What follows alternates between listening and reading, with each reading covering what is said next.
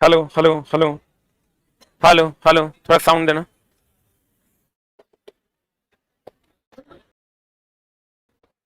Hello hello hello hello hello hello hello hello, आवाज जा रहा है? शुरू करें?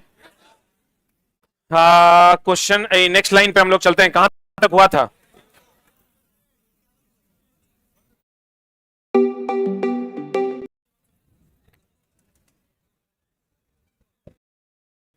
देखें पे थोड़ा सा वन लाइनर।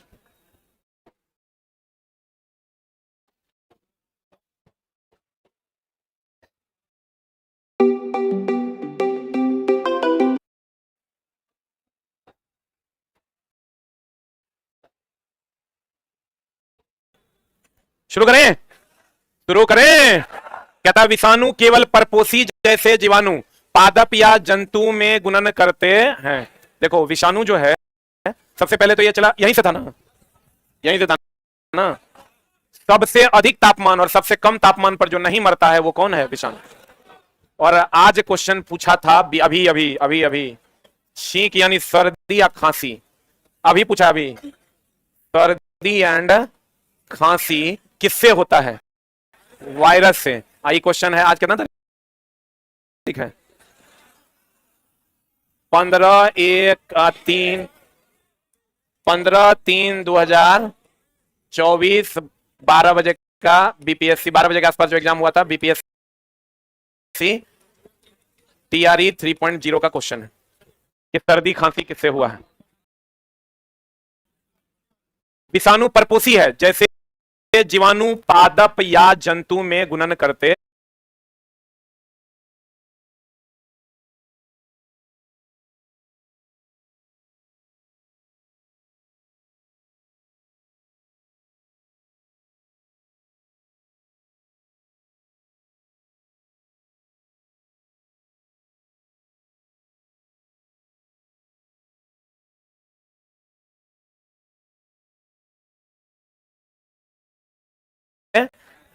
कहते मलेरिया हम लोग क्या पढ़े हैं, चला क्वेश्चन कि मलेरिया जो है उसका वाहक कौन है?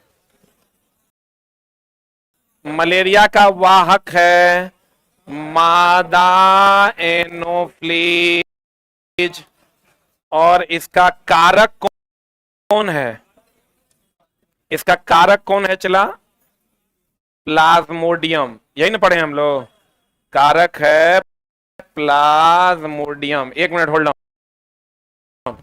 लेकिन चला ये जो मादा एनोफ्लीज है ये मच्छर है, क्या है?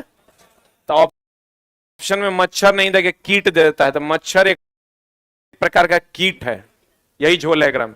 ये सब पढ़ा हुआ है कि मलेरिया प्रोटोजोआ द्वारा होता है तथा किसके द्वारा फैलता है? मच्छर के द्वारा फैलता है। तो मच्छर के द्वारा फैलता है, और मच्छर एक प्रकार का क्या है? कीट है। मच्छर एक प्रकार का क्या है? कीट है। तो यह किसके द्वारा फैलता है? कीट के द्वारा। मच्छर नहीं रहेगा, कीट रहेगा, तो वो भी आपका आंसर सही हो। क्लियर? मलेरिया का वाहक कौन है? मादा एनोफ्लीज। कारक कौन है? प्लाज्मोडियम। वाहक कौन है? मादा एनोफ्लीज। कारक कौन है? प्लाज्मोडियम। लिख लिए?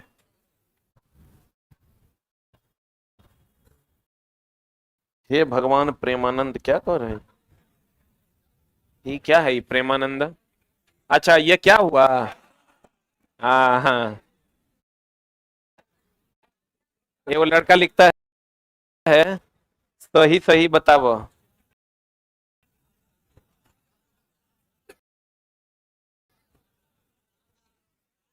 चप चप। Hello hello. हाँ क्लास में की कौन ना?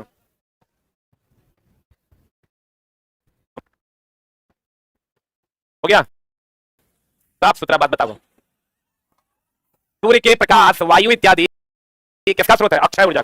हम पहले भी चला बताए थे, अक्षय का मतलब है जो कभी ना नष्ट होने वाला। देखो अक्षय ऊर्जा को ही हम लोग नवीन ऊर्जा भी कहते हैं। कौन ऊर्जा कहते हैं? चला नवीन ऊर्जा कहते हैं। इसी को हम लोग गैर परंपरागत भी कहते हैं। ये चला हमारे सामने में लाइन है ना, तो तुमको बहुत आसान लगेगा। जब यही एग्जाम हॉल में मिलेगा तो मामला गड़बड़ा देगा। या इसी को हम लोग प्रत्यक्ष ऊर्जा स्रोत भी कहते हैं। इस सब इसका नाम है, प्रत्यक्ष ऊर्जा स्रोत भी इसी को कहते हैं।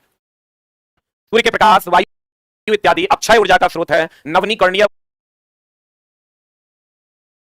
ऊर्जा या गैर परंपरागत या प्रत्यक्ष ऊर्जा, सूर्य प्रत्यक्ष ऊर्जा का स्रोत है। सूर्य केवल प्रत्यक्ष ऊर्जा का स्रोत है।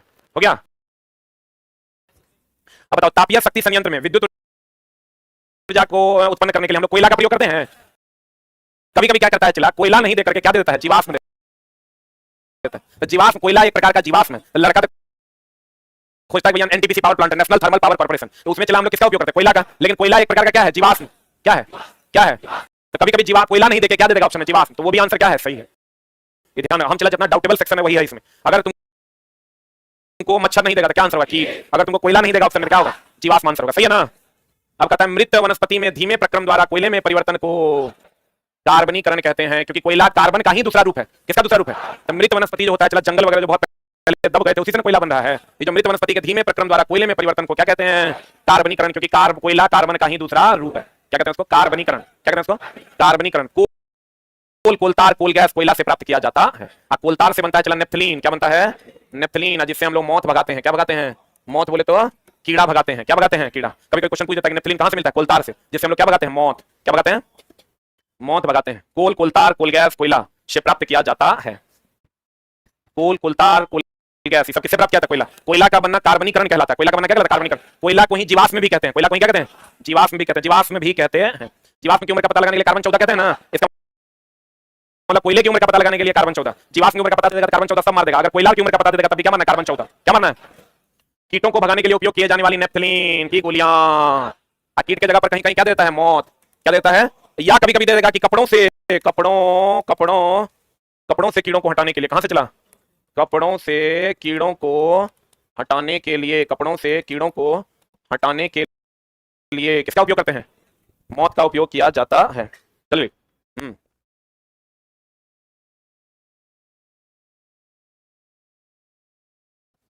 कपड़ों से कीड़ों को हटाने के लिए हम लोग किसका उपयोग करते हैं, छुट्टा।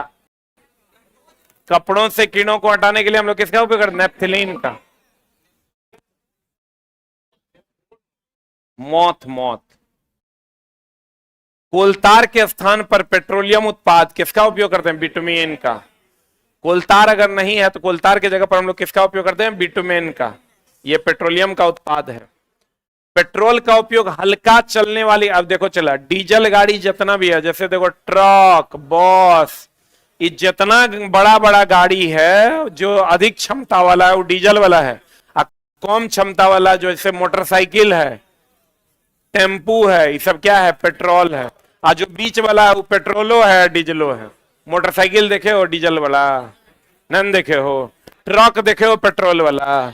लेकिन जो बीच वाला जैसे कार है तो डीजल वाला भी है, पेट्रोल वाला भी। बोलो न रे, अगर अधिकतम क्षमता वाला है तो डीजल है, कम क्षमता वाला है पेट्रोल है, आप बीच वाला है तो डीजलो है, पेट्रोल है। जैसे कार डीजल भी है पेट्रोल भी है। कार जो है वो डीजल भी है पेट्रोल भी है। मोटरसाइकिल केवल पेट्रोल है, ट्रक केवल डीजल है। बुझा रहा है। कभी ऐसा देखे हो कार में पेट्रोल, ट्रक में पेट्रोल डालते हुए, बस में पेट्रोल डालते हुए, नहीं। लेकिन जो बीच वाला है जितना भी कार है वो डीजल गाड़ी भी है और पेट्रोल गाड़ी भी। एक चीज का और ध्यान रखिएगा, 1 नंबर गियर अगर लगेगा, 1 नंबर गियर में बल आघूर्ण अधिक गति कम। ये देख लो, 1 मिनट होल्ड ऑन। अगर 4 नंबर या 5 नंबर गियर लगेगा, 5 नंबर गियर लगेगा तो इसमें बल आघूर्ण कम गति अधिक। बोलो अब रुको, हम लोग जो चढ़ान पर चलते हैं, किस पर चलते हैं, चढ़ान पर चलते हैं, तो उसमें 1 नंबर गियर लगाते हैं तो हमको बल ज्यादा मिलता है और गति क्या मिलता है, कम। और अगर 5 नंबर गियर लगाते हैं तो बल आघूर्ण कम मिलता है और गति अधिक मिलता है। जल्दी से लिख।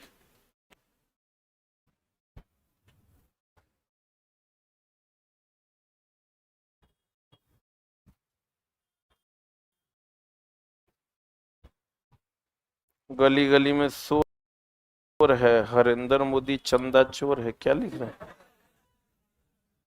हरेंद्र मोदी कौन? अच्छा, अभी जो चंदा वाला बात सब आया है उसके लिए, बाप रे, 1300-1400 करोड़ का चंदा लोग बॉन्ड खरीद के दिया।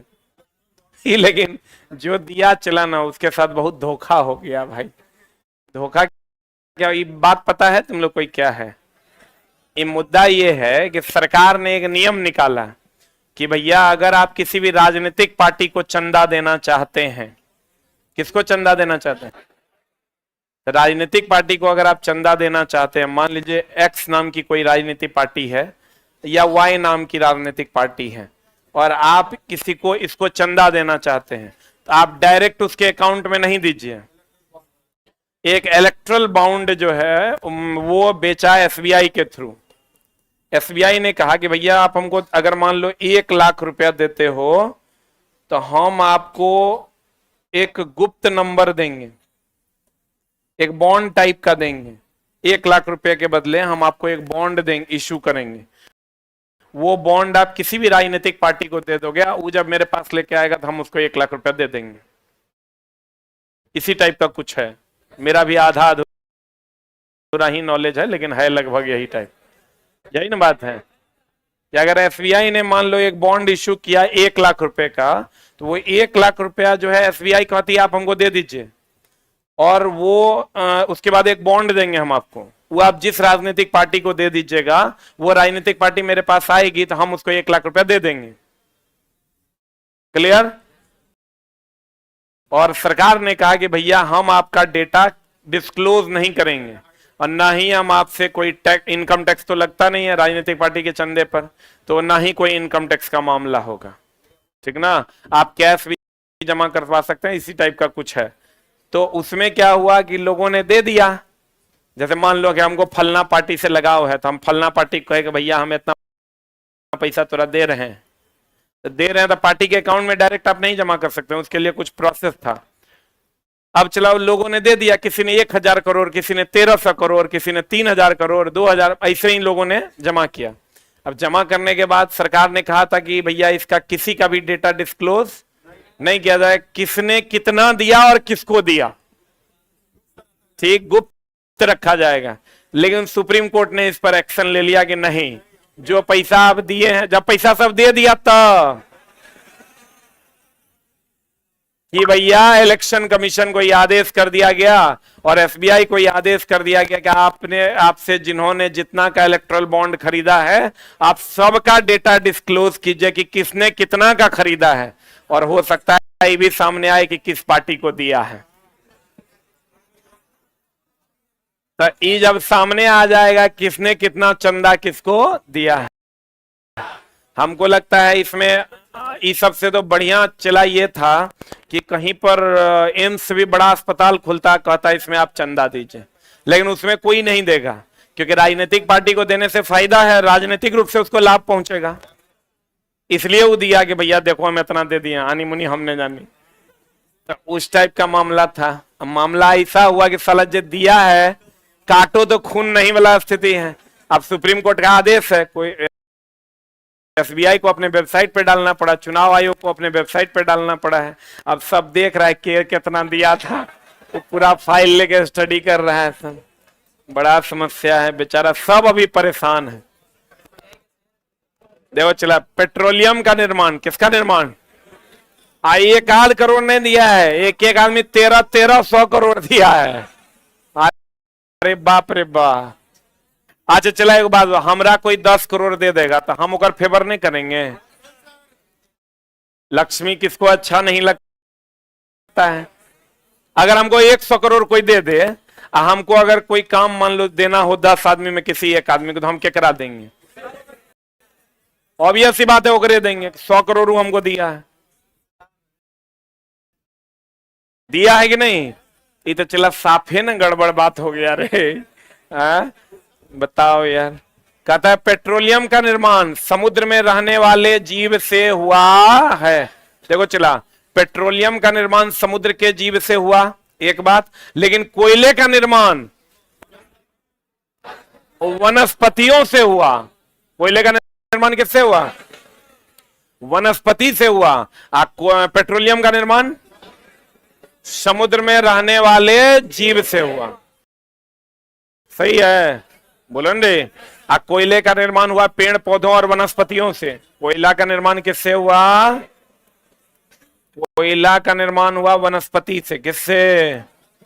अब बताओ, कोयला जितना अधिक समय तक रहेगा उतना अधिक उष्मा देगा, जलने के बाद उतना अधिक उष्मा देगा, उसमें कार्बन की मात्रा भी ज्यादा होगी, अब प्रदूषण कम होगा।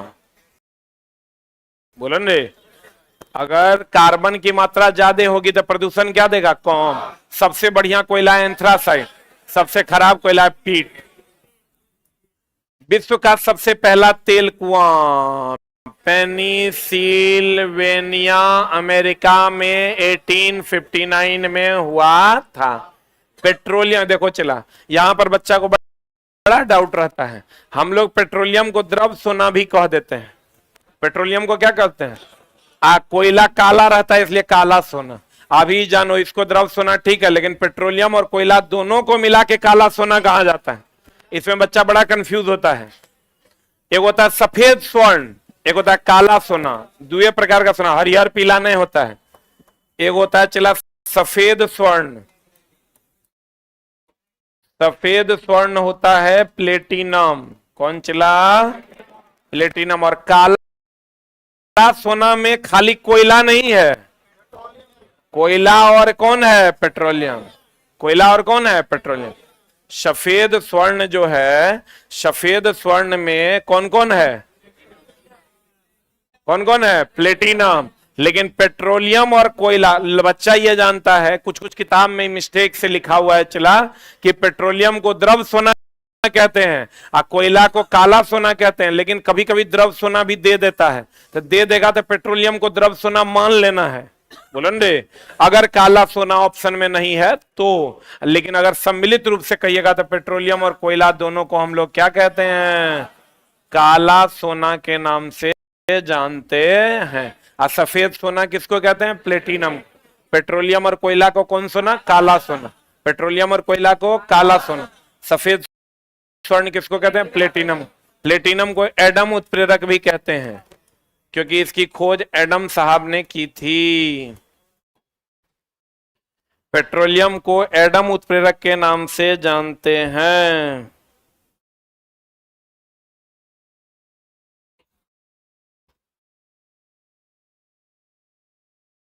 हो गया?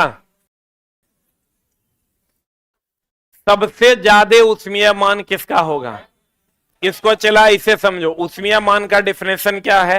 इसका डिफिनेशन है कि, एक मिनट,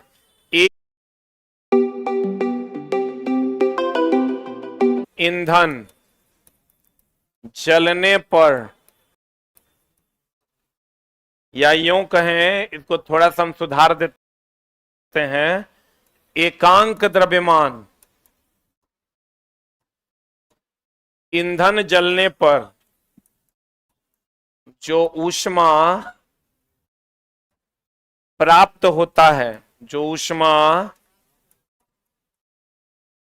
प्राप्त होता है, ऊष्मीय मान को हम लोग किलो जूल पर केजी में ज्ञात करते हैं।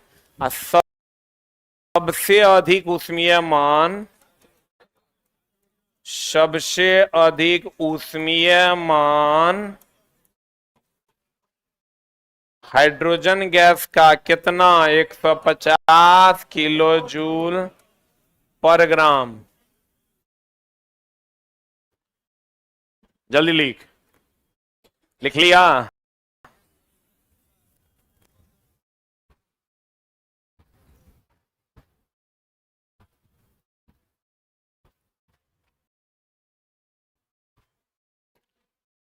सबसे अधिक उष्मीय मान किसका होता है? गैस का, क्योंकि गैस गैस हाइड्रोजन गैस है ना, है हो। हाइड्रोजन क्या है? गैस। एकांक द्रव्यमान के ईंधन को जलाने पर जो उष्मा प्राप्त होती है उसी को क्या कहते हैं? उष्मीय मान। किलो जूल पर किलोग्राम में, या इसी को हम लिख सकते हैं किलो जूल प्रति ग्राम में भी व्यक्त करते हैं। किलो जूल प्रति ग्राम या किलो जूल प्रति किलोग्राम में व्यक्त किया जाता है। एक बात बताओ, चला ज्वलन ताप और उष्मीय मान में अंतर है। ज्वलन ताप बताओ, कोयला से ज्यादा गर्मी मिलता है तुमको कि एलपीजी गैस से? इसका मतलब ये हुआ कि इसका मिटा दें। अरे हुआ, जल्दी लिखो मैडम। अरे हुआ,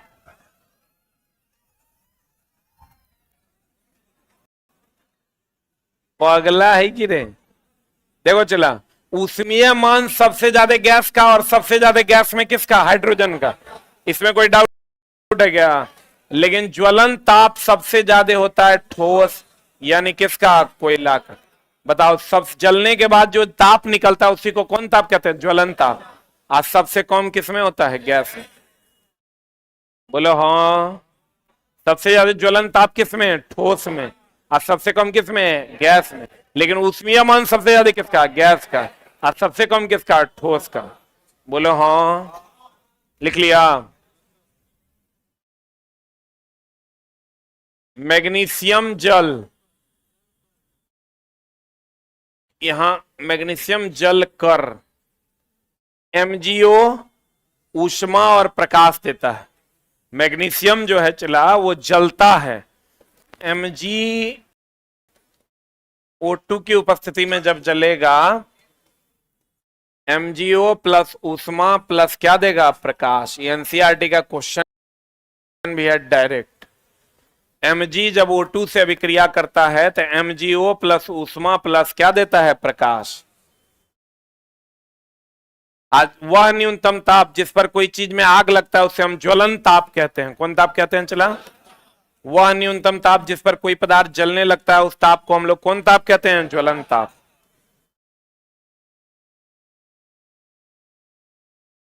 लिख लिए? अब देखो चला, हमने क्या कहा? सबसे अधिक ऊष्मीय मान। ऊष्मीय मान जो एक एकांक द्रव्यमान जलने पर जो मान देता है उसे कौन मान? ऊष्मीय मान। और जो गर्मी मिलती है उसे कौन ताप? ज्वलन ताप।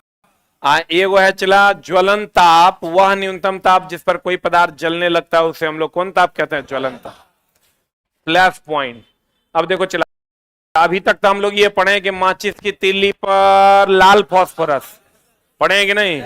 माचिस पर पहले एंटीमनी ट्राइसल्फाइड, पोटेशियम क्लोरेट और श्वेत फास्फोरस का मिश्रण होता था। वर्तमान में माचिस पर केवल एंटीमनी ट्राइसल्फाइड एवं क्या होता है? पोटेशियम क्लोरेट होता है, तथा लाल फास्फोरस लगा रहता है। बोलो रे, अगर तुमको कंपाउंड अगर लाल फास्फोरस के अलावे कहेगा तो एंटीमनी ट्राइसल्फाइड और पोटेशियम क्लोरेट, और क्या? पोटेशियम क्लोरेट का उपयोग करते हैं। जबकि माचिस को रगड़ने वाली सतह पर कुछ कांच एवं ये वाला जो भाग है, ये वाला भाग पर कांच एवं कौन फास्फोरस होता है? लाल फास्फोरस। कौन फास्फोरस? ताप में वृद्धि या रगड़ होने पर लाल फास्फोरस श्वेत फास्फोरस में परिवर्तित हो जाता है। इसीलिए तो पीली रोशनी के साथ जलता है। हमने कहा चला फास्फोरस दो प्रकार का होता है। अगर आप पढ़े होंगे, फास्फोरस दो प्रकार का होता है। एक होता है चला लाल फास्फोरस, एक होता है श्वेत या पीला फास्फोरस। लाल फास्फोरस कहां होता है? माचिस में। हम लोग अभी तक पढ़े हैं माचिस की तीली में, लेकिन माचिस के रगड़ने वाले भाग पे मुख्यतः कौन फास्फोरस होता है? लाल। ई होता है चला हड्डी में। कहां पर? हड्डी में। ई स्वतः नहीं जलता है, स्वतः नहीं जलता, इसलिए अस्थाई। क्यों अस्थाई? भाग छोटा स्थाई होता है क्योंकि जलता नहीं है, ये अपने जलने लगता है, इसलिए अस्थाई। यह 40 डिग्री सेंटीग्रेड पर स्वतः जलता है, स्वतः जलता है, इसलिए अस्थाई क्यों अस्थाई? अस्थाई होता है, इसलिए क्या होता है? अस्थाई।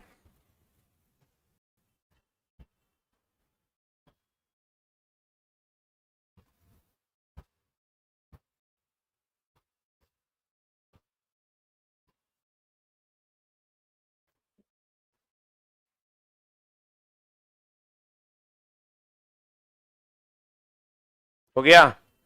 माचिस स्वतः नहीं जलता, इसलिए क्या होता है? स्थायी फास्फोरस, लाल। श्वेत या पीला फास्फोरस हड्डी या 40 डिग्री से पर स्वतः जलता है, इसलिए देखना श्मशान घाट में जो हड्डी रखल रहता है, रखले रखल आग लग जाता है ओकरा, तो लोग कहता है भूत है। अब देखो चला, लाल फास्फोरस जब जलेगा तो वो पीले रोशनी के साथ जलता है, इसीलिए उसको हम श्वेत या पीला फास्फोरस कहते हैं। तो आपको कहेगा माचिस की तीली में होता है कौन फास्फोरस? लाल। आज जब वो जलने लगेगा तो कैसा व्यवहार करेगा? श्वेत या पीला फास्फोरस की तरह व्यवहार करता है। लिख लिए? लिखिए लिखिए, हाथे नहीं चलता है। अरे हो गया। अब देखो कहता है ताप में वृद्धि या रगड़ होने पर लाल फास्फोरस श्वेत फास्फोरस में परिवर्तित हो जाता है। आग बुझाने वाले कार्य, आग बुझाने वाले कार्य, आग बुझाने वाले कार्य, आग बुझाने वाले कार्य। एक मिनट गौर फरमाइएगा। कहते हैं आग बुझाने वाले, आग बुझाने वाले कार्य वायु का प्रवाह काटना या ईंधन का ताप को कम करना या दोनों होता है। अब देखो जब आग बुझाते हैं हम लोग तो मेनली क्या करते हैं? वायु के संपर्क को हटाते हैं। जैसे आपको कहेगा किसी को भी अगर कहीं पर आग लगा हुआ है, किसी आदमी को आग लग गया, सबसे उपयुक्त उपाय क्या है? अग्निशामक का छिड़काव करना? नहीं, अग्निशामक का छिड़काव कीजिएगा तो क्षार होता है, क्षार तीखा होता है, बहुत लहरेगा, उसको कंबल लपेट देना है। क्या लपेट देना है? कंबल लपेट देना। तो आपको कहेगा कंबल लपेटने से क्या होता है? ऑक्सीजन के संपर्क को तोड़ देते हैं। कभी कभी ऑक्सीजन नहीं देके वायु भी दे देता है। अगर वायु और ऑक्सीजन दोनों देगा तो आंसर मारिएगा ऑक्सीजन। अगर ऑक्सीजन नहीं देगा तो क्या मारिएगा? वायु। वायु के संपर्क को तोड़ देता है। किसके संपर्क को? अगर हम कंबल लपेट देते हैं तो वायु के संपर्क को तो तोड़वे करता है, और साथ ही साथ कहता है कार्य में वायु का प्रवाह काटता है। आग बुझाने वाले का कार्य वायु के प्रवाह को काटना या ईंधन के ताप को कम करना, या क्या होता है? दोनों। कह देगा ए एंड बी बोथ, तो लड़का मारेगा हाँ वायु के प्रवाह को काटना। नहीं, ईंधन के ताप को भी क्या करता है? कम। जैसे ही वायु के प्रवाह को काटेगा वैसे ही ईंधन का ताप क्या हो जाएगा? कम होगा। बोलन रे। तो कहते हैं इसका मतलब जब भी हमको आग बुझाना है, मतलब वायु के प्रवाह को क्या करना है? रोकना। और खास करके किसका? ऑक्सीजन का। अगर कहेगा आग के लिए आवश्यक है, आग के लिए आवश्यक है, ऑप्शन में एगो दे देगा चला तोरा तत्व, दूसरा दे देगा यौगिक, और तीसरा दे देगा मिश्रण। क्या मारिएगा? आग के लिए आवश्यक है ऑक्सीजन। कौन आवश्यक है? तो छोटा रे, ऑक्सीजन आवश्यक है, तो ऑक्सीजन क्या है? यौगिक है। अब वायु क्या है? मिश्रण। क्या मारिएगा? क्या मारिएगा?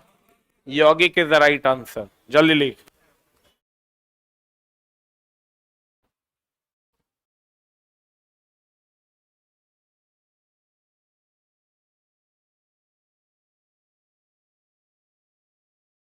नौकरी चला सबको चाहिए, पढ़ना किसी को नहीं। सब कहता है कि सर वीडियो अवेलेबल करवा दीजिए, वीडियो अवेलेबल करवा दीजिए। हाँ अरे यार हमको ही नहीं समझ में आता कि तुरा में इतना डिसिप्लिन नहीं है कि तुम पढ़ सको टाइम से। तुम छोटा क्या पढ़ेगा। हो गया। आज जिसको जो बोलना है बोले, मेरा जो रूल है हम उसी हिसाब से पढ़ाएंगे।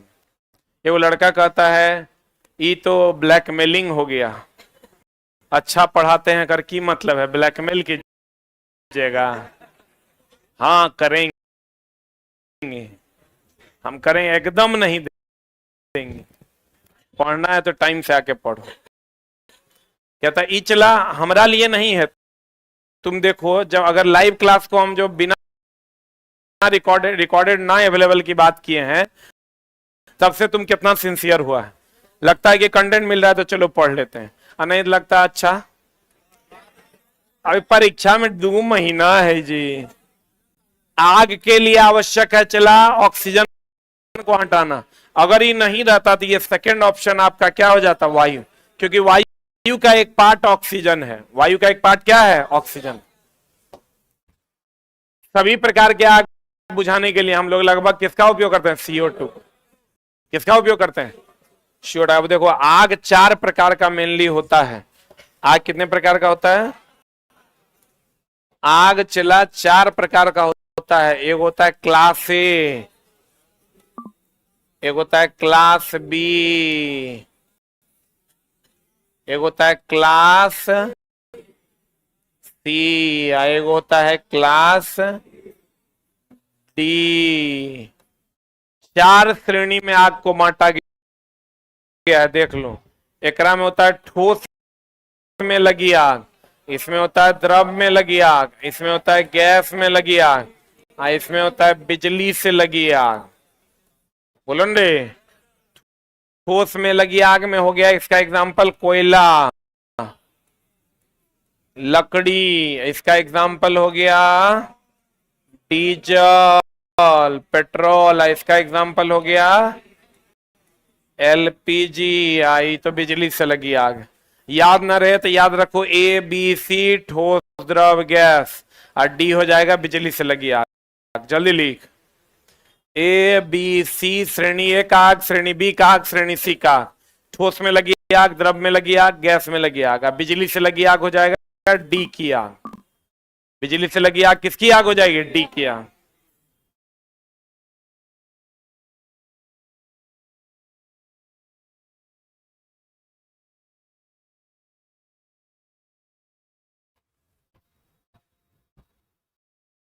हो गया।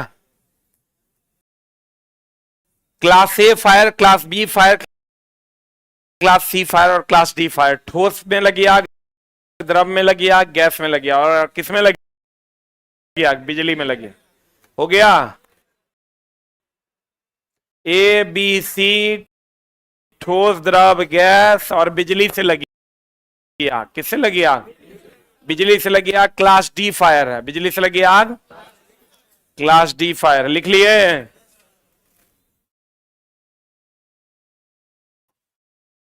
सभी प्रकार की आग को बुझाया जाता है किससे, CO2। और CO2 कहां से मिलता है, सोडियम बाइकार्बोनेट प्लस अम्ल की अभिक्रिया करवाने से। जल्दी से लिख लो, सोडियम बाइकार्बोनेट और अम्ल से जब अभिक्रिया करवाते हैं NaHCO3, और एसिड से अभिक्रिया करवाने पर कार्बन डाइऑक्साइड मिलता है। किससे किससे अभिक्रिया करवाने पर, NaHCO3 प्लस एसिड। देखो चला, दहन का सबसे बाहरी भाग, दहन का सबसे गर्म भाग कौन, बाहर वाला, उससे कम मध्य वाला, उससे कम आंतरिक वाला। सबसे बाहर वाला भाग सबसे ज्यादा गर्म, उससे अंदर वाला उससे कम, और सबसे अंदर वाला सबसे कम। आपको कहेगा फ्लेम जो होता है, आग जो होता है, मोमबत्ती की आग, उसमें सबसे बाहर गर्मी सबसे ज्यादा, उससे अंदर उससे कम, सबसे अंदर सबसे कम। लेकिन वही अगर आपको रंग का कह देगा तो सबसे बाहर में कौन हो जाएगा, नीला, उससे अंदर में पीला, और सबसे अंदर में काला। ढिबरी वगैरह अगर जलाए होंगे तो आप देखे होंगे सबसे अंदर वाला का रंग कैसा होता है, काला। सबसे बाहर सबसे अधिक तापमान अगर कह देता है क्वेश्चन में, लिख लो, सब पूछता है क्वेश्चन सबसे अधिक ताप, याद न रहे तो नया वाला जो गैस सिलेंडर हम लोग खरीद के लाते हैं उसमें कैसा रंग दिखता है? नीला। तो हम कहते हैं बड़ा बढ़िया है, बड़ा बढ़िया हीट दे रहा है।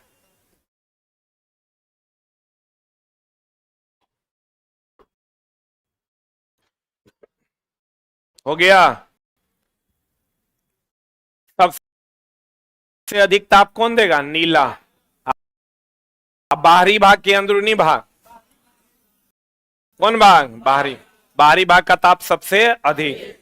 बताओ ऊष्मीय मान का सही मात्रा कभी तुरंत दिन बताए थे रे, किलो जूल पर केजी या किलो जूल पर ग्राम, ऐसा ही मात्रक हो जाएगा किलो जूल पर के। सबसे अधिक ऊष्मीय मान हाइड्रोजन का, यानी गैस का कि द्रव का?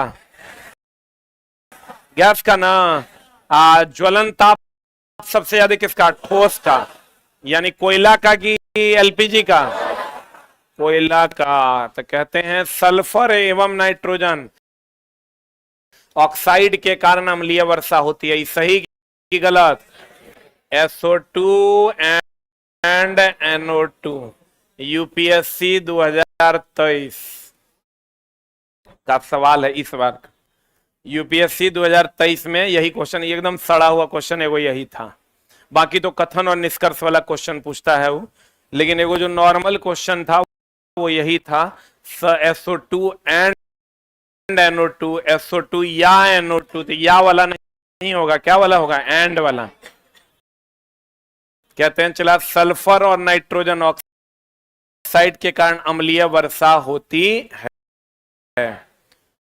ज्वलनशील पदार्थ का ऊष्मीय मान ज्यादा और ज्वलन ताप कम।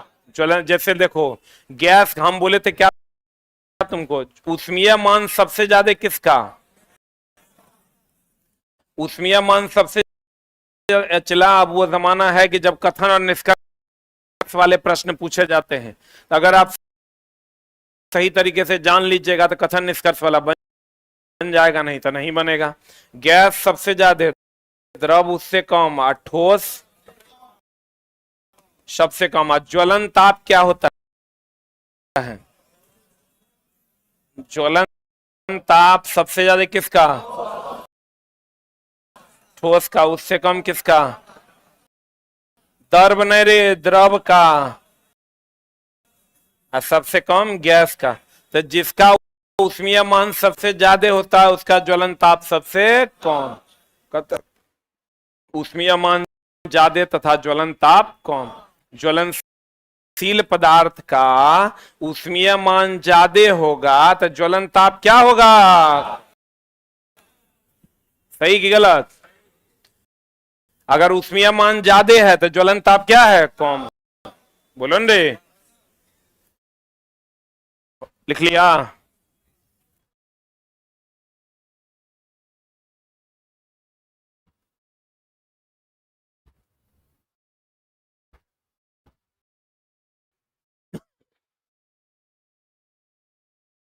हो गया?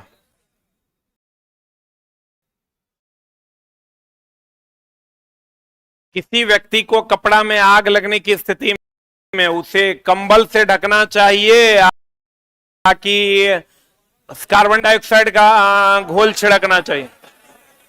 क्योंकि हम बोले थे चला कार्बन डाइऑक्साइड होता है अम्लीय। कैसा होता है?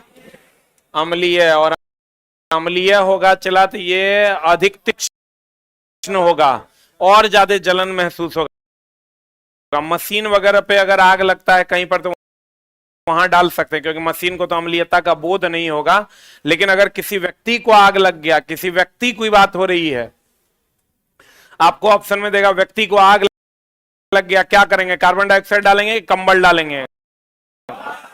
कंबल डालेंगे, क्योंकि कार्बन डाइऑक्साइड कैसा होता है? अम्लीय। कैसा होता है? अम्लीय। और कहते हैं कि भैया चींटी अगर मधुमक्खी का डंक मार दिया तो क्षार डालेंगे क्या? अम्ल? अम्ल।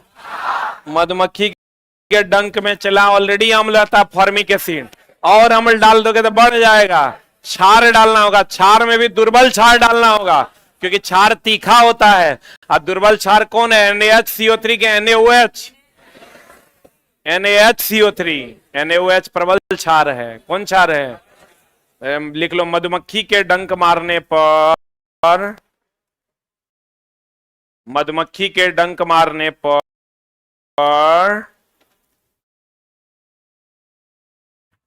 फॉर्मिक एसिड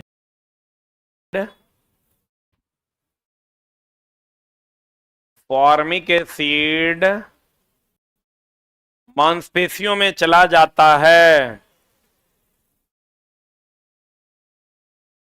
फॉर्मिक एसिड मांसपेशियों में चला जाता है,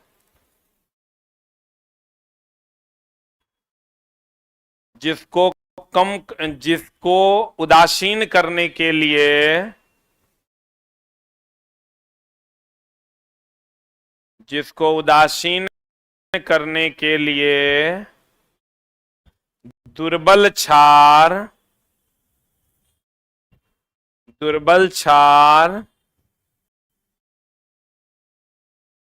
सोडियम बाइकार्बोनेट डाला जाता है।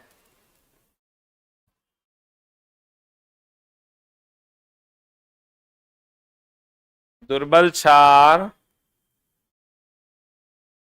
सोडियम बाइकार्बोनेट डाला जाता है, ना कि सोडियम हाइड्रोक्साइड।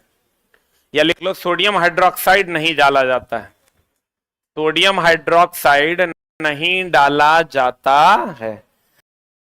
अच्छा, किसी मशीन में अगर आग लग जाए तो हम लोग कार्बन डाइऑक्साइड डाल सकते हैं, लेकिन चला अगर किसी व्यक्ति में आग लगे तो क्या करना है?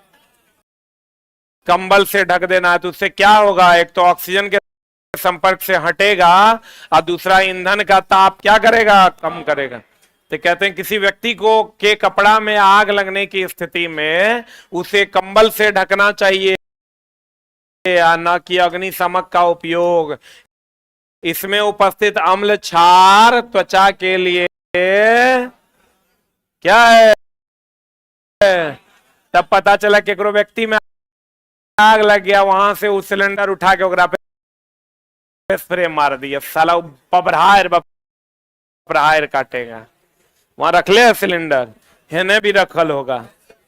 तो चला पता चला कि अब डाल दिया तो वो आदमी जो है गड़बड़ा जाएगा। क्या करना है उसको? कंबल से तत्काल उसको ढक देना चाहिए। अगर कंबल कहेगा कंबल नहीं मिलेगा तब सर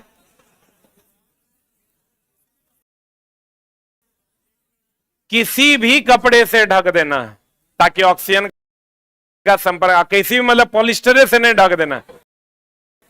लड़की के कपड़ा तो एकदम नहीं यूज करना है, इसलिए कि ये लोग सूती वस्त्र कम और पॉलिस्टर नाइलॉन ज्यादा पहनते।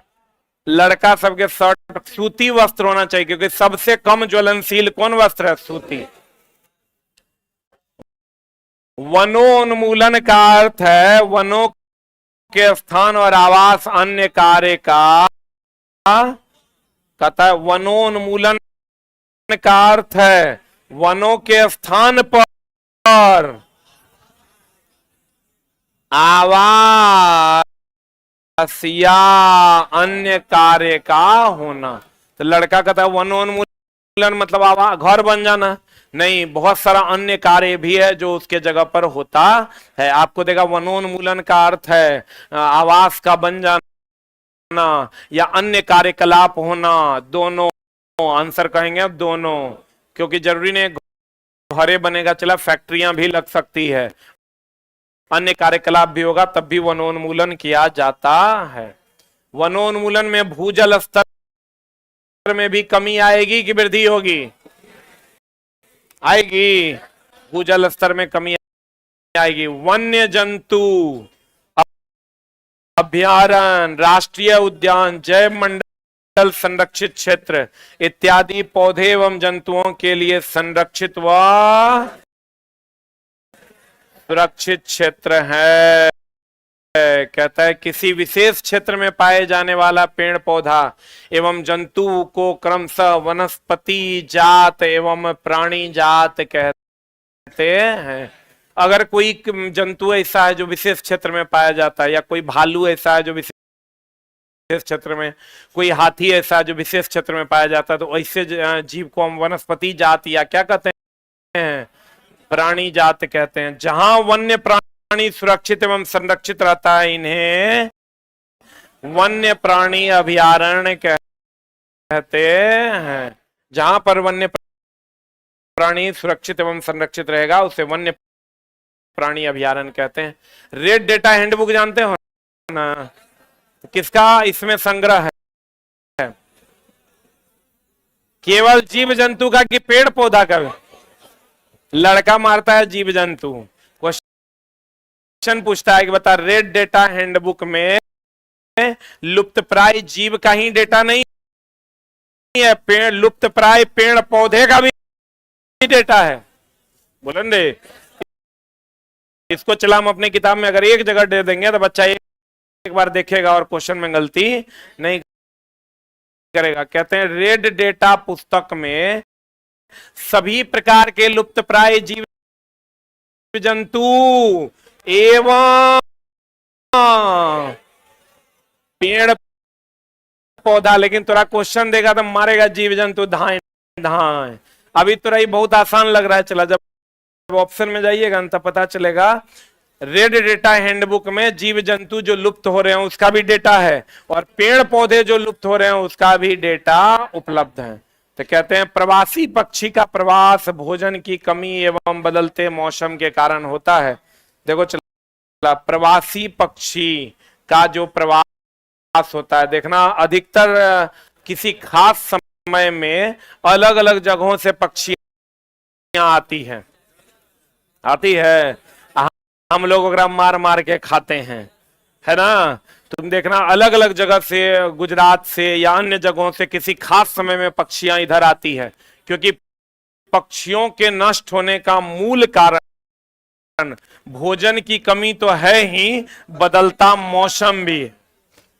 दो कारण है। अगर पक्षियां अपना प्रवास बदलती है, प्रवासी पक्षी का प्रवास जो प्रवास होता है, प्र का मतलब होता है दूसरे जगह जो जाकर वो वास करती है, उसका मूल कारण दो है, वो भोजन की कमी और दूसरा बदलता मौसम। ठीक है, भोजन की कमी होगी तब भी वो एक जगह से दूसरे जगह जाएगा। अब मौसम बदल जाएगा, जो ठंडे प्रदेश में रहना सुरक्षित मानता है वहां गर्मी आ जाएगी, तो वो फिर किधर की ओर चला जाएगा, ठंडे प्रदेश। क्लियर? आपको कहेगा प्रवासी पक्षी एक जगह से दूसरे जगह अपना प्रवास बनाती है, एक तो भोजन की कमी से और दूसरा बदलते मौसम से। प्रत्येक शुक्राणु में कोशिका के सामान्य संघटक पाए जाते हैं। हर शुक्राणु में कोशिका के सामान्य संघटक है। ये जान लो, शुक्राणु और अंडाणु एक कोशिकीय है कि बहुकोशिकीय है? एक कोशिकीय। शुक्राणु और अंडाणु एक कोशिकीय है। कभी कभी चला क्वेश्चन पूछ देता है, एक्स क्रोमोजोम और वाई क्रोमोजोम में किसका आकार बड़ा है? एक्स का आकार बड़ा है और वाई का आकार छोटा है। ये सब क्वेश्चन थोड़ा मिलेगा नहीं, वो बेटा बेटी केकरा से जन्मता है यही मिलेगा सब जगह। लेकिन कौन सा क्रोमोजोम बड़ा है और कौन सा क्रोमोजोम छोटा है? कौन सा? एक्स बड़ा है और वाई छोटा है। कौन बड़ा है? एक्स बड़ा है, वाई छोटा है साइज में। यही तो सबको पता होगा। एक्स एक्स होगा तो क्या होगा? बेटी, और एक्स वाई होगा तो बेटा। अब बेटा बेटी होता है बाप के कारण कि माई के कारण। क्लियर है ना? इसलिए अगर तेरा बेटा होगा या बेटी होगा, इसका कारण कौन है? कौन? तू खुद होगा। ठीक है ना? मेरे वो चला भैया हैं, उस शुरुए से कहते थे ना कि हमको एक संतान होगा, दूसरा नहीं होगा। एकदम नहीं, चाहे बेटा हो कि बेटी। तो अगर एगो बेटा हो गया, एगो बेटा हो गया, सब ओकरा समझाने लगा एगो बेटा कहीं मर गया था,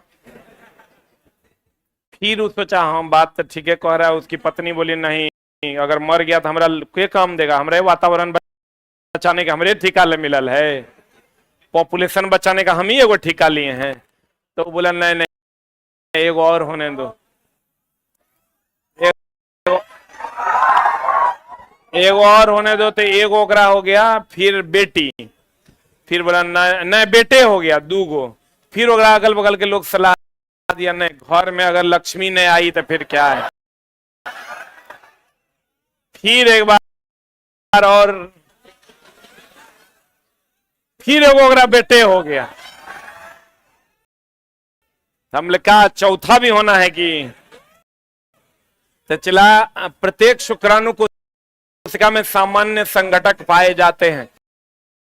सामान्य मतलब जनरल संघटक, हर शुक्राणु का साइज लगभग जनरल होता है, लेकिन अगर जनन कोशिकाओं में उपस्थित XY और XX गुणसूत्र के आकार की बात करोगे तो किसका आकार बड़ा और Y का आकार छोटा, X बड़ा Y छोटा। ये बेटा बेटी सब तो तुम लोग जानते हो बहुत बढ़िया से। अब देखो शुक्राणु के तरह अंडाणु भी एकल कोशिका का बना होता है। किसका बना होता है? आप परख नली शिशु में निषेचित निषेचन बाहर तथा विकास अंदर। इचला क्या होता है? टेस्ट ट्यूब बेबी जानते हो? तो एकरा चला कहते हैं टेस्ट ट्यूब बेबी। हमारे बगल में एगो हुआ है टेस्ट ट्यूब बेबी चला। अगर नहीं हो पाएगा तो एक एगो उपाय है, लेकिन वो बच्चा जो है 100% मतलब स्वास्थ्यवर्धक सिद्ध नहीं होता, कोनो दिन को चम चल जाएगा।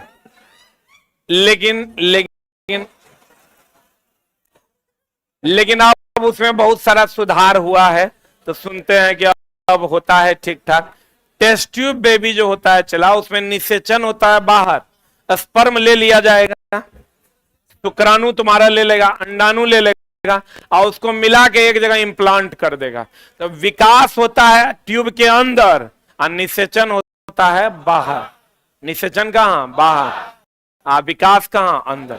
ट्यूब के अंदर में विकास होता है, निषेचित करके और ट्यूब के अंदर डाल दिया जाता है।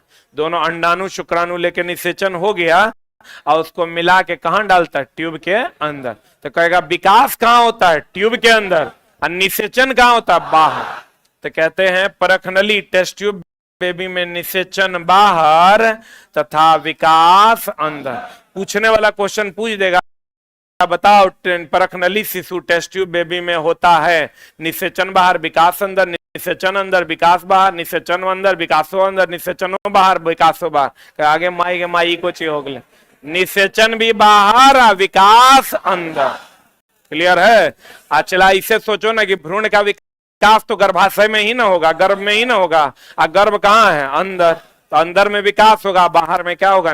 निषेचन। यही है टेस्ट ट्यूब बेबी। निषेचन के परिणाम स्वरूप युग्मनज बनता है, जो विकसित होकर क्या में परिवर्तित होता है? भ्रूण में। अब भ्रूण के कोशिका में विभाजन के परिणाम स्वरूप अंग का निर्माण होता है। और अंग का निर्माण किससे होता है? प्रोटीन से। किससे होता है? अंग का निर्माण प्रोटीन से होता है। भ्रूण के कोशिका में विभाजन के परिणाम स्वरूप किसका निर्माण होता है? अंग का। भ्रूण में कोशिका के विभाजन के परिणाम स्वरूप किसका निर्माण होता है? अंग का। कोशिका विभाजन से ही ना नई कोशिका बनेगा, नई कोशिका बनेगा तो अंग का निर्माण होगा। टेडपोल जानता है रे? मच्छर के छोटकिनमी को टेडपोल कहते हैं। सॉरी मेढक का, मच्छर का तो लार्वा ना होता है। टेडपोल का वयस्क मेढक में रूपांतरण कायांतरण कहलाता है। क्या कहलाता है? अब इसी में तुमको जब क्वेश्चन आएगा ना, अभी तो बड़ा आसान लग रहा है, दे देगा तुमको टेडपोल का वयस्क मेढक में बनना, एगो दे देगा रूपांतरण, एगो दे देगा सीमांतरण, एगो दे देगा कायांतरण, एगो दे देगा लेखांतरण। तो वहां गड़बड़ा जाएगा। आंसर याद रखना, कायांतरण। वो जब ऑप्शन आता है तब ना पता चलता है। कायांतरण कहलाता है। टेडपोल से मेढक में रूपांतरण के लिए आयोडीन की उपस्थिति अनिवार्य है। जैसे हम लोग कहते हैं न्यूक्लियर रिएक्टर में जर्कोनियम का होना अनिवार्य है, जैसे हम लोग कहते हैं अमलगम में पारा का होना अनिवार्य है, लोहा में आयरन का होना अनिवार्य है, वैसे टेडपोल से वयस्क बनने के लिए मेढक में आयोडीन का होना अनिवार्य है। किसका होना अनिवार्य है? नाभिकीय रिएक्टर में किसका होना अनिवार्य है? नाभिकीय रिएक्टर किसमें चला? नाभिकीय रिएक्टर में जर्कोनियम का होना अनिवार्य है। जिंक का नहीं, किसका? जर्कोनियम। अमलगम में पाड़ा ने, पारा। अमलगम में पाड़ा कहता है रे। पाड़ा अलग प्रजाति है, अमलगम में पारा का होना अनिवार्य है। स्टील में लोहा का होना अनिवार्य है। लड़का तो काउंटर पे जाओगे कभी ऐसा ऐसा बात करता है, कहता है यहाँ एलपी टेक्नीशियन का टेस्ट मराता है क्या?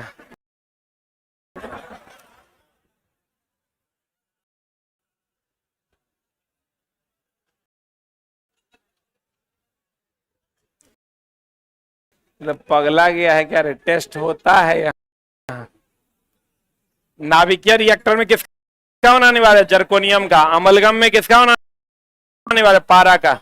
स्टील में किसका होना अनिवार्य है? आयरन का। और टेडपोल से मेढक बनने के लिए किसका होना अनिवार्य? आयोडीन का। किसका? आयोडीन की उपस्थिति अनिवार्य होती है।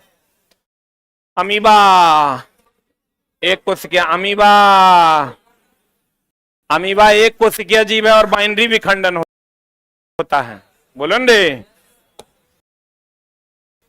किसी समरूप कोशिका से किसी खास अंग या संपूर्ण शरीर का विकास कृत्रिम रूप से क्या कहलाता है? क्लोनिंग।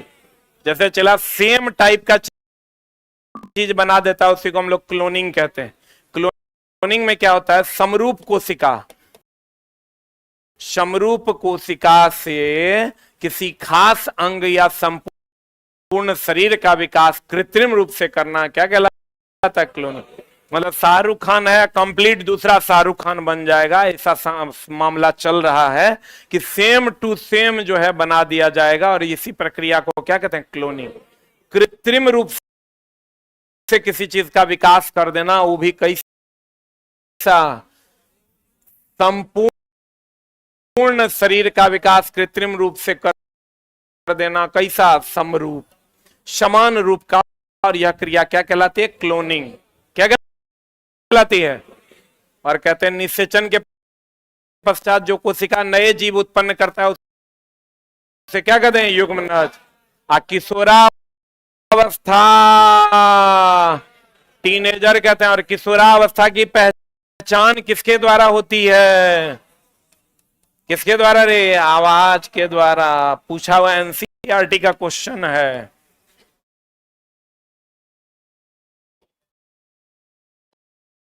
किशोरावस्था की आवाज की पहचान किसके द्वारा होती है? आवाज के द्वारा।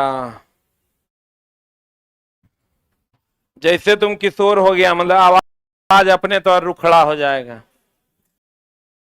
छेड़ी रहेगा तो प्यारा प्यारा आवाज निकलेगा। ये क्वेश्चन एनसीईआरटी में है। किशोरावस्था की पहचान, किशोरा नहीं कहते टीनेजर, जुवेनलिया।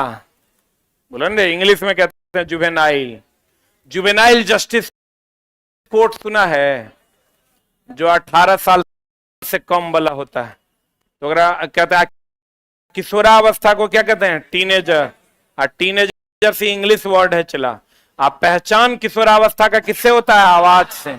एनसीईआरटी का सब आवाज से, वो दीदी आवाज से, ऊंचाई से, मोटापे से, किससे होता है? आवाज से। कि छोटको बच्चा लंबा होता है, कम उम्र का है लेकिन लंबा हो जाता है, और कम उम्र का है मोटा आ जाता है। तो लंबाई और मोटाई से नहीं होता है, किससे होता है? आवाज। लड़कों का बढ़ता हुआ स्वर यंत्र को एडम्स एप्पल कहते हैं। Very very important. लड़कों का बढ़ता हुआ स्वर यंत्र क्या कहलाता है? क्या कहलाता है? एडम्स एप्पल के नाम से जानता है। ये तो जानता होगा। चला, वृषण पुरुष में टेस्टोस्टेरोन, अंडाशय में एस्ट्रोजन। ये सही है ना? एड्रेनलिन हार्मोन रक्त में नमक की मात्रा को नियंत्रित करता है। Very very important. इसी को चला लरो या उड़ो हार्मोन कहते हैं रे, लेकिन नहीं जान लोग ये किसकी मात्रा को नियंत्रित करता है? नमक की मात्रा। किसकी मात्रा को? इसका संबंध सीधा हार्टबीट से है। किससे? चला, हार्ट से। क्रोध, चिंता, उत्तेजना हृदय भी नियंत्रित करता है। कौन? ये तो सब जानता है चला कि इसका संबंध किससे है? हृदय से। लेकिन इस जो ये नमक की मात्रा को भी क्या करता है? नियंत्रित करता है। जैसे टेडपोल से वयस्क बनने के लिए आयोडीन चाहिए, वैसे ही एड्रेनलिन ग्लैंड में किसकी मात्रा को नियंत्रित करता है? लवण की। एड्रेनलिन ग्लैंड लवण की। लवण बोले तो नमक, लवण बोले तो क्या? नमक। वृद्धि हार्मोन पीयूष ग्रंथि से, ये तो सबको पता होगा। पीयूष ग्रंथि को कौन ग्लैंड कहते हैं? मास्टर ग्लैंड ना। मेढक में थायरॉक्सिन के स्राव से ही टेडपोल वृद्धि कर पाता है, इसलिए किसका होना अनिवार्य है?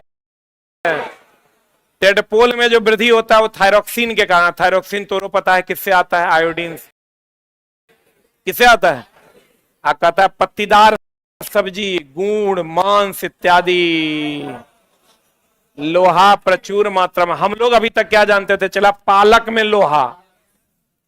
किसमें? लोहा। लेकिन अभी जानो गुड़ में भी लोहा, मांस में भी लोहा। मांस में सबसे अधिक कार्बोहाइड्रेट। मांस में सबसे अधिक क्या? कार्बोहाइड्रेट। पत्तीदार सब्जी जो पालक वगैरह है उसमें तो लोहा पाया ही जाता है। बोलो न रे। कहते हैं पत्तीदार सब्जी, गुड़, मांस, इस सब में क्या पाया जाता है? लोहा का प्रचुर स्रोत है। पत्तीदार सब्जी, गुड़, मांस लोहा का प्रचुर स्रोत है। आज चला एक क्वेश्चन पूछा है बीपीएससी टीचर में, तो विश्वास करो हम अपने 10 साल के करियर में कभी ये क्वेश्चन, पढ़ाने के करियर में, पढ़ने के करियर में तो नहीं है पढ़े थे, पढ़ाने के करियर में भी कभी नहीं पढ़े, और ना कभी ये क्वेश्चन मेरे पास आया। हमने ये पढ़ा था और हम तुमको जोर दे के ये बात बोले थे, अगर आज का तुम्हारे पास 6 to 8 का क्वेश्चन होगा, हम तरफ बोले थे मीट्रिक प्रणाली जो है, मीट्रिक प्रणाली, इसका जन्म कहां हुआ था? फ्रांस। ये क्वेश्चन आज का बीपीएससी टीआरई का क्वेश्चन है, आज का 31 नंबर जो पॉइंट है तुम्हारा, ये rare of the rarest point है। ये मेरे किताब में भी नहीं है, मेरे किताब में है एसआई प्रणाली की खोज कहां हुई थी? फ्रांस की राजधानी पेरिस में। जबकि देखो अब तुम कहोगे सर एसआई का हुआ था, इसका भी हो गया।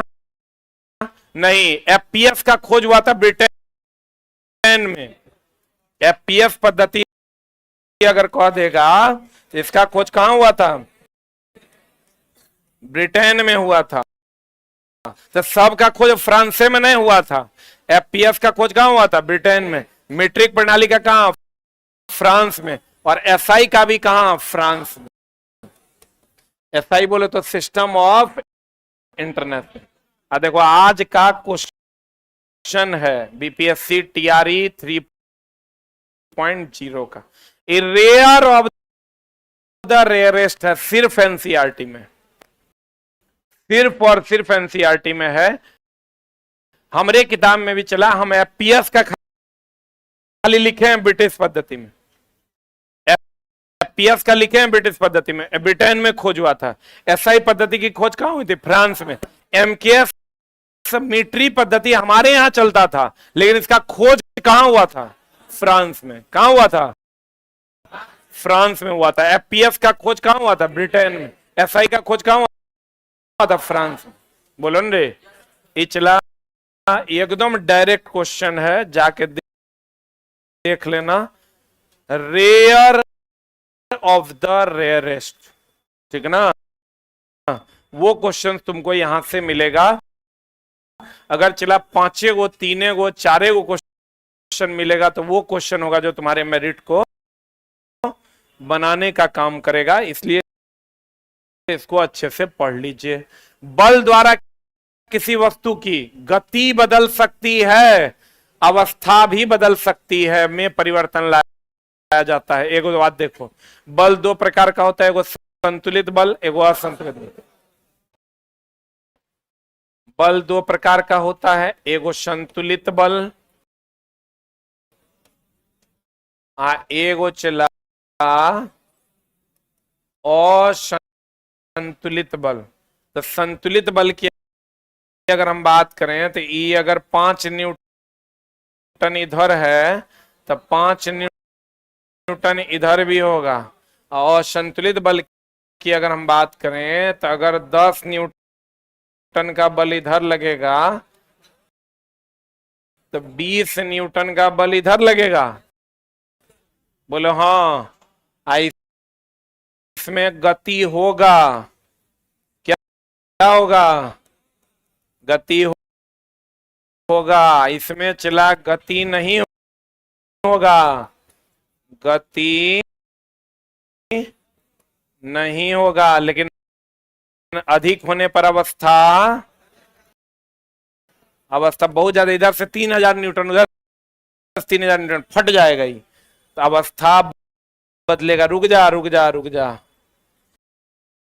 रुक जा रुक जा,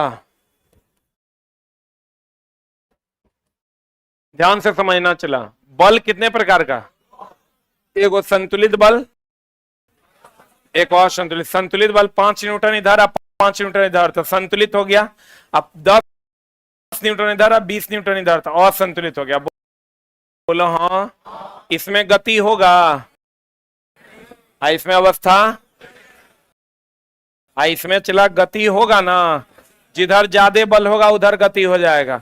तुमको ना संतुलित बल कह रहा है ना और संतुलित बल कह रहा है, दोनों में से कुछ नहीं कह रहा है, खाली क्या कह रहा है? बल।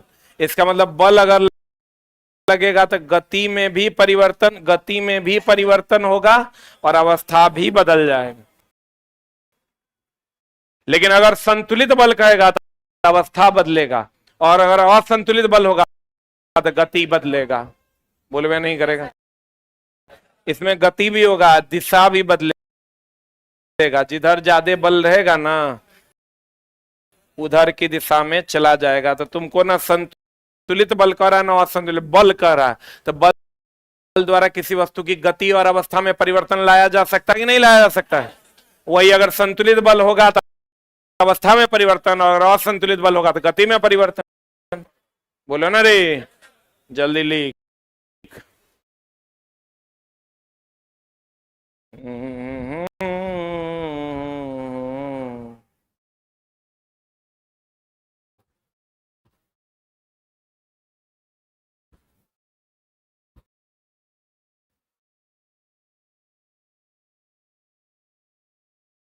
हो गया? पीडीएफ कहां मिलेगा? पीडीएफ डाल दिया गया है टेलीग्राम में।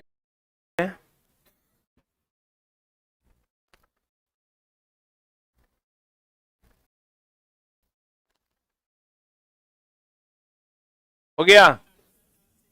अरे हुआ? एगो और क्वेश्चन आज पूछा है, घर्षण जो है वो ऊष्मीय ऊर्जा में घर्षण में क्या होता है? गति जो है वो ऊष्मा में बदल जाता है। पढ़े हो? स्प्रिंग में कौन ऊर्जा होता है? ये क्वेश्चन पूछा है।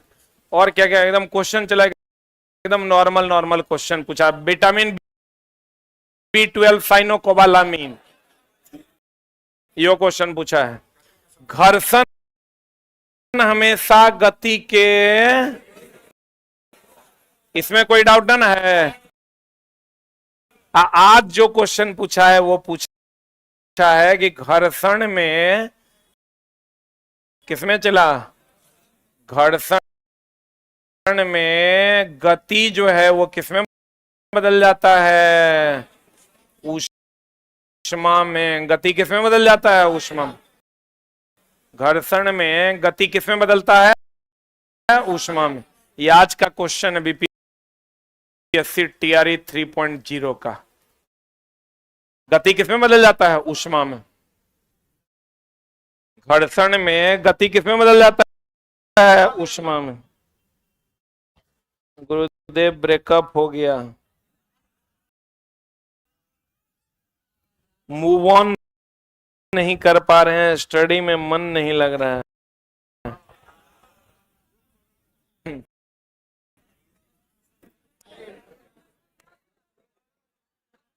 भगवान तुम्हारी आत्मा को शांति दे। हाँ,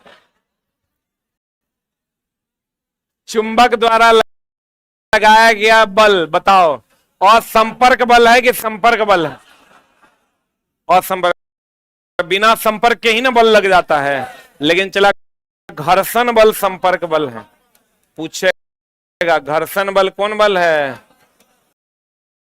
संपर्क बल है। देख लो, चुंबक बिना संपर्क के भी बल लगा लेगा, लेकिन घर्षण बल कौन बल है, संपर्क बल। चुंबक द्वारा लगाया गया बल एक और संपर्क बल है, लेकिन घर्षण कौन बल है, संपर्क बल। द्रव अथवा गैस बर्तन की दीवार पर क्या डालता है, दाब। कोई द्रव या गैस जो बहने वाला है, ये बर्तन की दीवार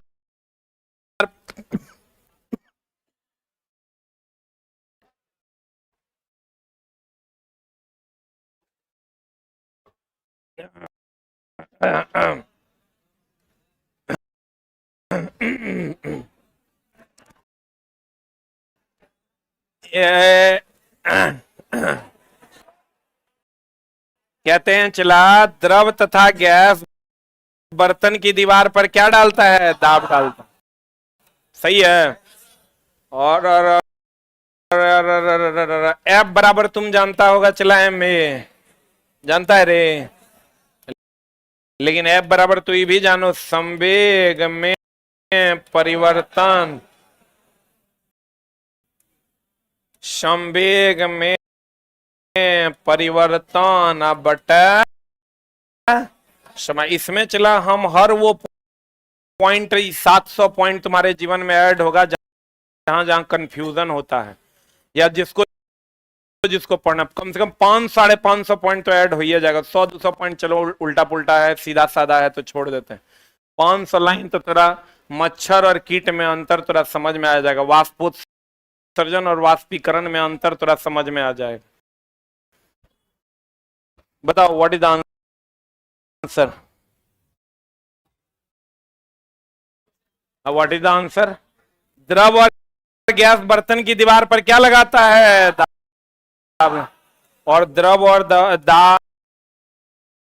और गैस का जो दाब है, इसको नापने के लिए हम लोग वेंचुरी मीटर का प्रयोग करते हैं। किसका प्रयोग करते हैं, वेंचुरी मीटर। इसका द्रव और गैस का जो दाब है, इसको नापने के लिए हम लोग वेंचुरी मीटर का प्रयोग करते हैं। वेंचुरी मीटर किसके सिद्धांत पर काम करता है, बर्नौली के सिद्धांत पर काम करता है। बर्नौली का सिद्धांत प्रमेय किसके सिद्धांत पर काम करता है, ऊर्जा संरक्षण के सिद्धांत पर काम करता है।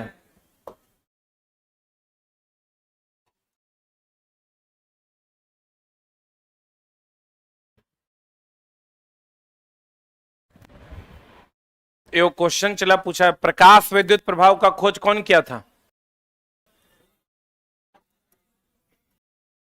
अरे प्रकाश विद्युत प्रभाव का खोज कौन किया था? प्रकाश विद्युत प्रभाव का खोज आइंस्टाइन। लेकिन क्वेश्चन पूछा है फोटोवोल्टेइक सेल, खोज तो हर्ट्ज किया था, व्याख्या आइंस्टाइन किया था। फोटोवोल्टेइक सेल, फोटोवोल्टेइक सेल का खोज बैक्वेरेल किया था। कौन किया था? चला बैक्वेरेल किया था। ये क्वेश्चन आज एक नया टाइप का पूछा है। फोटोवोल्टेइक सेल का खोज कौन किया था? Becquerel, Edward Becquerel. द्रव तथा गैस बर्तन के दीवार पर दाब डालते हैं। वेंचुरी मीटर जो है द्रव और गैस के प्रवाह की दर को नापता है, और ये बर्नौली के सिद्धांत पर है। और यह किसके संरक्षण पर आधारित है? ऊर्जा संरक्षण। किसके संरक्षण? ऊर्जा संरक्षण पर आधारित है। सतह के बीच अनियमितता का कारण क्या है? घर्षण। सही है ना? घर्षण किसमें बदल जाता है? ऊष्मा में। घर्षण में गति करने पर किसमें बदल जाता है? ऊष्मा में। सतह अनियमित है, इसका कारण क्या है? घर्षण। तरल द्वारा लगाया गया घर्षण बल को क्या कहते हैं? कर्षण। याद रखना चला, तरल जो घर्षण लगाता है उसको हम क्या कहते हैं? कर्षण, या उसी को श्यानता भी कहते हैं। तरल द्वारा लगाए गए घर्षण बल को कर्षण या श्यानता कहते हैं। तरल द्वारा लगाए गए बल को क्या कहते हैं? चला, कर्षण या श्यानता। कर्षण या श्यानता। विद्युत निष्कर्षण में उपयोग होने वाली छड़ को क्या कहते हैं? इलेक्ट्रोड। ये देखो, इलेक्ट्रोड का मतलब हुआ धन भी और ऋण भी। धन और ऋण के सम्मिलित रूप को देख लो। एक मिनट, विद्युत निष्कर्षण में एगो पॉजिटिव प्लेट एगो निगेटिव प्लेट होगा, और दोनों के सम्मिलित रूप को क्या कहते हैं? इलेक्ट्रोड। इलेक्ट्रोड मतलब धन भी और ऋण भी। ये क्वेश्चन आज पूछा था। मुक्त रूप से पाया जाता है। मुक्त रूप से प्रकृति में कौन पाया जाता है? सोना, चांदी, प्लेटिनम, अल्युमिनियम, क्योंकि ये कम अभिक्रियाशील होता है। क्योंकि ये कम अभिक्रियाशील होता है। बीपीएससी टीआरई का आज का क्वेश्चन है। आज का क्वेश्चन है।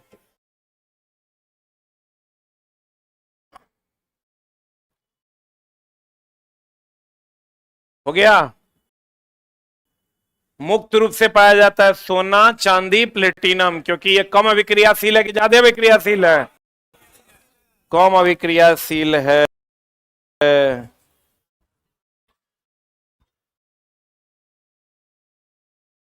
कब तक क्लास चलेगा? क्लास अच्छा, कब से क्लास चलता है? 6:20 से क्लास चलता है, और अगला 3-4 क्लास और चलेगा, और सिर्फ मंडे टू फ्राइडे चलता है। मतलब आज है फ्राइडे, अब ये क्लास है मंडे को। 2 दिन सैटरडे और संडे नहीं चलता है। फिर से मैं बता दूं प्यारे विद्यार्थियों, ये जो क्लास अभी हम ले रहे हैं इसमें 700 प्लस वन लाइनर्स पढ़ाने हैं, और ये मंडे टू फ्राइडे चलता है। अगले सप्ताह में इसको हम कंप्लीट कर देंगे। और ये क्लास कल और परसों नहीं है, शनिवार रविवार नहीं है। मत आइएगा, खोजिएगा भी नहीं कि कहाँ चल रहा है। ये क्लास 6:20 में चलता है। कब चलता है?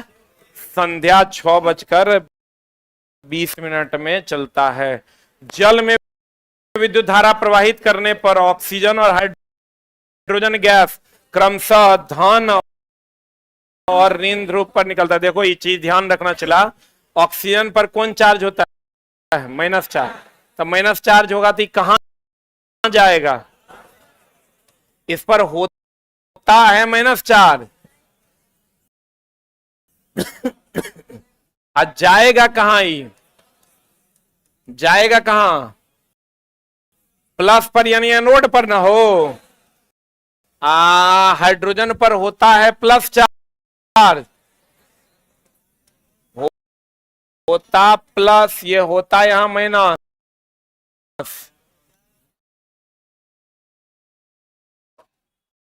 आज जाएगा कहां? कैथोड पर। समझ में आया कि नहीं? एक क्वेश्चन बताओ, Zn प्लस प्लस कहां जाएगा? एनोड पर कि कैथोड पर? अभी कुछ दिन पहले तुरंत हम चला डिस्कशन करवाए हैं इसका, चला हम तुम बोल लो, ये वही पॉइंट है इसमें। 600 प्लस वैसा पॉइंट है जो तुमको नहीं पता है या जिसमें दिक्कत होगा, इसलिए इसको एकदम ग्रहण कर लो। ऑक्सीजन पर होता क्या है? माइनस चार्ज, लेकिन ये जाएगा किस पर? प्लस पर, यानी एनोड पर। हाइड्रोजन पर होता है प्लस चार्ज, जाएगा किस पर? कैथोड पर। हमको लगता है जिंक वाला क्वेश्चन अभी हम रिसेंटली एक दो दिन में डिस्कशन करवाए, कल रात में 9:20 वाला क्लास में ना। अच्छा, जिनको ऑब्जेक्टिव पढ़ना है हमसे डेली, वो आप 9:20 में, संडे टू संडे हम आते हैं पढ़ाने। संडे टू संडे एकदम फ्री क्लास है, आप यूट्यूब पर आकर पढ़ सकते हैं। डेली 9:20 शाम में 20 क्वेश्चन हम डेली पढ़ाते हैं, 40 से 50 मिनट। अगर आप आ पाते हैं तो जरूर आइए, हम आपको कोशिश करेंगे अच्छे अच्छे प्रश्न सिखा दें। गौर फरमाइएगा। चला, जकरा पर माइनस चार्ज होगा वो रहेगा किस पर? प्लस पर। और जकरा पर प्लस चार्ज होगा वो जाएगा किस पर? माइनस पर। तो जिंक अभी कल का क्वेश्चन है, कल रात का, कि Zn प्लस प्लस जो है इस पर होता है प्लस चार्ज। तो प्लस चार्ज मतलब ये एनोड है, आई जाएगा किस पर? कैथोड पर। बोलो ना रे, प्लस जाएगा माइनस पर, माइनस जाएगा प्लस पर। क्लियर है? तो क्वेश्चन कहता है इसी में दे देगा, चला 2 को दे देगा, कहेगा क्रम से बताइए क्या होता है। कहता जल से विद्युत धारा प्रवाहित करने पर ऑक्सीजन और हाइड्रोजन, तो ऑक्सीजन पर होता है माइनस, तब माइनस जाएगा किस पर? प्लस पर। और हाइड्रोजन पर होता है प्लस, कहां जाएगा? माइनस। समझ में आया कि नहीं? बताओ रे। टेडपोल से वैक्स बनता है किससे? आयोडीन। किसका होना अनिवार्य है? आयोडीन। किसका? आयोडीन का होना अनिवार्य। रेड डेटा हैंडबुक में खाली जीव जंतु की पौधा भी, दोनों ना। समझ में आ रहा है? पौधों में वाष्पीकरण की वाष्पोत्सर्जन पक्का। असंघनन गैस से द्रव की वाष्प से द्रव, वाष्प से द्रव। और नहीं रहेगा तब माना गैस से द्रव। क्लियर है?